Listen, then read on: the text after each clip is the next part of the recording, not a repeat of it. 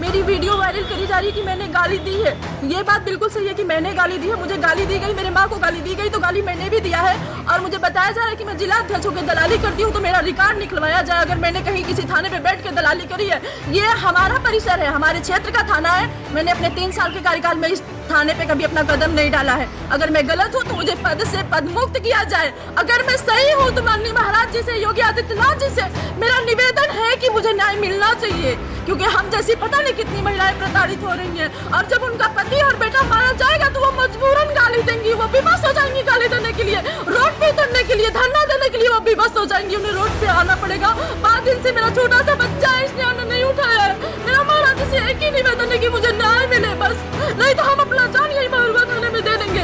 मेरे 3 साल के कार्यकाल में मैं जिला अध्यक्ष रही, मैंने इस परिसर में कभी कोई कदम नहीं डाला कि मेरी पार्टी की छवि ना खराब हो। लेकिन इसका मतलब ये नहीं है पार्टी की छवि ना खराब हो, हमें गोली मार दी जाए, दबंग हमारे घर में घुस करके, अपराधी हमारे घर में घुस करके हम पे हमला करें। यही बहुत मजबूर होकर मुझे धरना पे बैठना पड़ा। अम्बेडकर नगर की महिला मोर्चा की अध्यक्ष हैं रिंकल सिंह।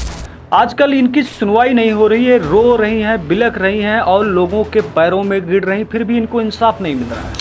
लगातार वो महुआ थाना के सामने धरना प्रदर्शन दे रहे हैं। सांसद जी के परिषद में विधायक जो ये लोहिया भवन है उसके सामने धरना प्रदर्शन पर बैठी, मगर कहीं सुनवाई नहीं हो रही है। सुनवाई होती अगर ये भाजपा की सरकार होती, अभी तो ये सपा या बसपा की सरकार चल रही है। मैं इसलिए ऐसा कह रहा हूँ क्योंकि भाजपा तो हमेशा ये कहती है कि हम लोग और ख़ासकर हमारे नेता महिला के सम्मान और उसकी सुरक्षा के लिए हमेशा आगे रहते हैं। हमेशा कई चीज़ें, कई परियोजनाएं चल रही है। लेकिन यहाँ पर देखिए, महिला मोर्चा के अध्यक्ष अम्बेडकर नगर की भाजपा की नेता हैं, इनको इंसाफ नहीं मिल रहा है। इनको मारने की धमकी दी जाती है, इनके घर पे आकर गाली गलौज किया जाता है, इनको पति के ऊपर धमकी दी जाती है, इनके बच्चे को जान का खतरा है, कई सारी चीज़ें हैं, मगर यहाँ सुनवाई नहीं हो रही है। अच्छा, सुनवाई ना होने का कई कारण हो सकता है। रिंकल सिंह का आरोप है कि कुछ दिन पहले उनके पति पर हमला हुआ था, लेकिन पुलिस ने ना तो हमला वालों को गिरफ्तार किया और बल्कि उन्हें संरक्षण दे दिया। रिंकल सिंह का कहना है कि महिला थाना अध्यक्ष ज्योति वर्मा ने उनके साथ अभद्र व्यवहार किया और उन्हें ज़बरदस्ती वाहन में बैठाकर घर भेज दिया। लेकिन कहानी यही ख़त्म हो जाए, इतनी छोटी सी बात थोड़ी है। धरने के बाद रिंकल सिंह की तबीयत बिगड़ गई और उन्हें जिला अस्पताल में भर्ती करवाया गया। पुलिस का कहना है कि एक आरोपी विनय सिंह उर्फ सिप्पू सिंह को शांति भंग की धारा में गिरफ्तार किया गया, लेकिन रिंकल की मांग है कि उन्हें गंभीर धाराओं में कार्रवाई हो और उन्हें जेल भेजा जाए। अब आता है असली ट्विस्ट। 25 जून को 2025 का एक भाजपा कार्यक्रम में रिंकल सिंह मंच पर पहुंची और राज्यसभा सांसद बृजलाल के सामने फपक फपक कर रोने लगी।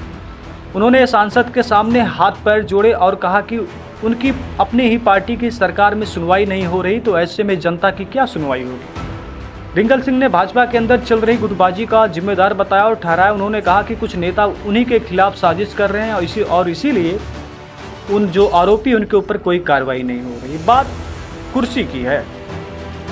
हो सकता है कुछ भाजपा के नेता या भाजपा के कार्यकर्ता हों जो रिंकल सिंह को उनके पद से हटाना चाहता हूँ, या ये भी हो सकता है कि रिंकल सिंह के ऊपर आरोप ये भी लगाया जा सकता है कि वो किसी और पार्टी में जाने के लिए ये सब कर रही है। देखिए, बात ये है कि अगर इंसाफ देना होता तो भाजपा के लिए एक चुटकी का खेल है। कोई बड़ा नेता, हरिओम पांडे, धर्मराज निषाद, कोई बड़ा नेता अगर इस पर कड़ा एक्शन ले ले तो एक ही दिन में कार्रवाई भी हो जाएगी, आरोपी जेल के अंदर भी चला जाए। मगर कोई बड़ा नेता सामने क्यों नहीं आ रहा और क्यों उनकी मदद नहीं कर रहा है? क्यों उनको रोना पड़ रहा है, धरना प्रदर्शन करना पड़, लोगों के आगे गिड़गिड़ाना पड़ रहा है, यहाँ तक बृजलाल के आगे, फिर पुलिस के आगे, फिर धरना प्रदर्शन महुआ पे, थाने, मतलब जगह जगह उनको इस तरह से प्रताड़ित किया जा रहा है। ऐसा मामला लगभग अम्बेडकर नगर में काफ़ी समय के बाद आया है। ऐसा लगता है कि अम्बेडकर नगर में अब कुछ बड़ा होने वाला है।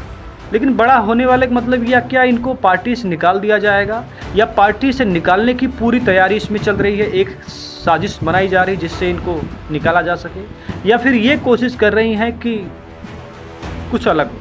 देखिए, जो भी मामला हो तो सामने समझ में आएगा, मगर मेरा मानना है कि इनको अगर हम भाजपा से या किसी पार्टी से या राजनीति से ना जुड़े तो महिला है, इनकी सुनवाई होनी चाहिए और ये कानूनी तौर पर होनी चाहिए, किसी सरकार और किसी नेता के दबाव में नहीं। संविधान के हक में कानून होना चाहिए और इनके जो आरोपी हैं उनके ऊपर सख्त कार्रवाई होनी चाहिए। धन्यवाद, नमस्कार।